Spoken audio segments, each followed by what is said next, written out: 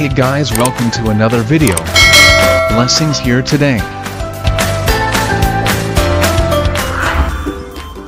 Magandang buhay mga ka-blessings. Mula Luzon, Visayas at Mindanao.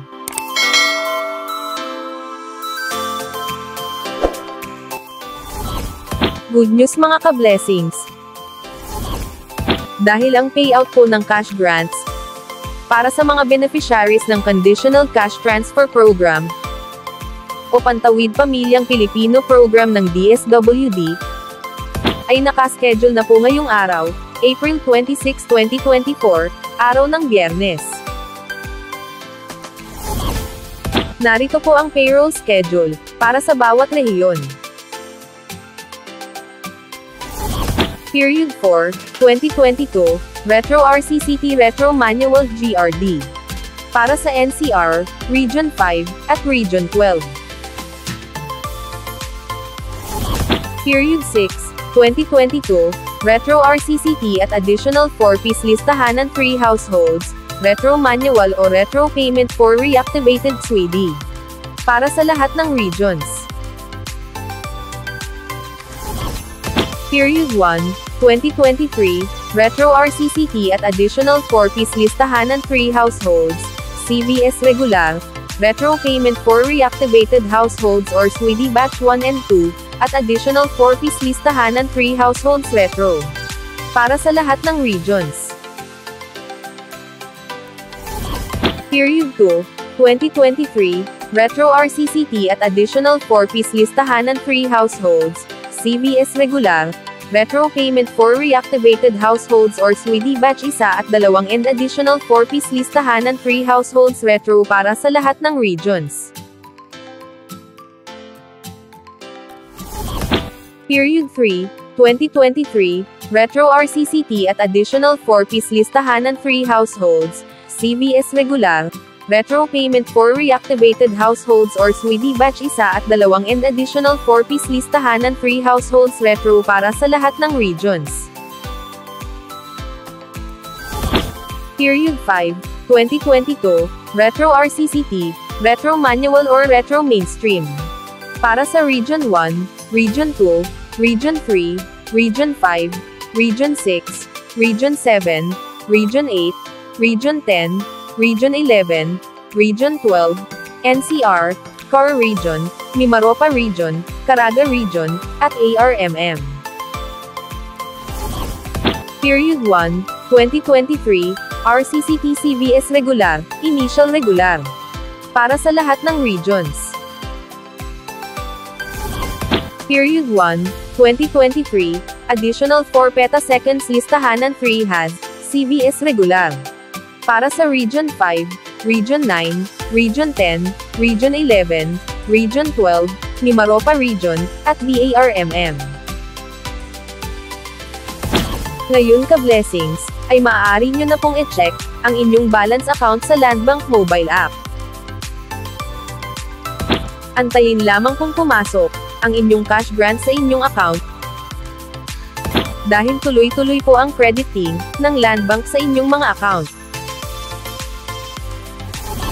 Ngayong araw din ka-blessings, April 26, 2024, araw ng Biyernes, ay maaari na po kayong mag-withdraw sa ATM withdrawals sa mga piling Landbank servicing branches na malapit sa inyong lugar. Magbaon po ng tubig at payong para maibsan ang matinding init ng panahon. Keep safe always mga ka-blessings. God bless po. Ang Pantawid Pamilyang Pilipino Program o 4-piece, ay programa ng pambansang pamahalaan na ipinatutupad ng Department of Social Welfare and Development o DSWD, sa pakikipagtulungan sa iba't ibang ahensya gaya ng DepEd, DOH, DILG, at sa mga lokal na pamahalaan. Pinagtibay ang programa sa pamamagitan ng pagsasabatas nito bilang Republic Act 11310. Ayon sa batas, ang 4-piece ang magiging pambansang stratehiya upang mabawasan, at kalaunan ay puksain ang kahirapan sa ating bansa. Ang 4Ps ay namumuhunan sa human capital ng mga mahihirap na sambahayan, sa pamamagitan ng pagpapabuti sa aspeto ng kalusugan, nutrisyon, at edukasyon ng mga kasapi ng programa. Nagbibigay din ang programa ng psychosocial at psychoeducation intervention sa pamamagitan ng family development session, bilang gabay sa unti-unting pag-unlad at pagpapatatag ng kanilang pamumuhay.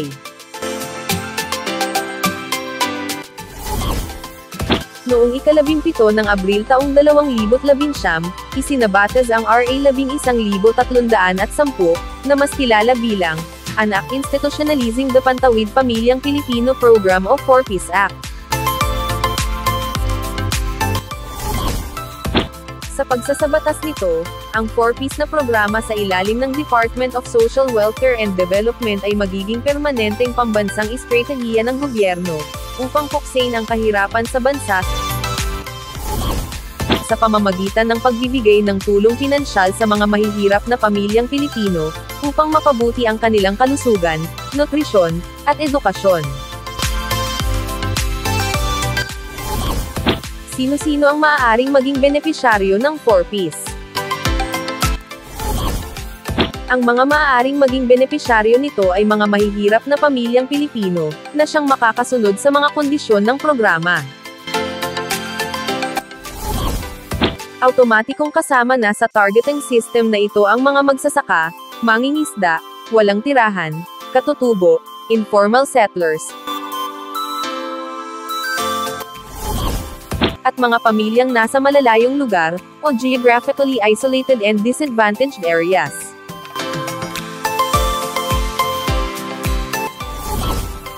Narito ang mga batayan ng isang pamilya na maaaring makasama sa programa. Dapat mayroong 0 hanggang 18 taong gulang na miyembro ng pamilya. Ang mga batang nasa edad 6 hanggang 18 ay kailangang naka-enroll sa paaralan. Mayroong miyembro na nagbubuntis sa panahon ng rehistrasyon.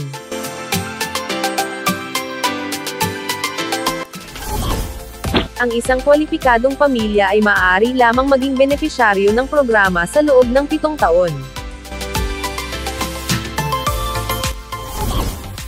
Paano makasama sa Pantawid Pamilyang Pilipino Program o 4Ps? Ang mga benepisyaryo ng programa ay pinipili, sa pamamagitan ng National Targeting System for Poverty Reduction o listahanan.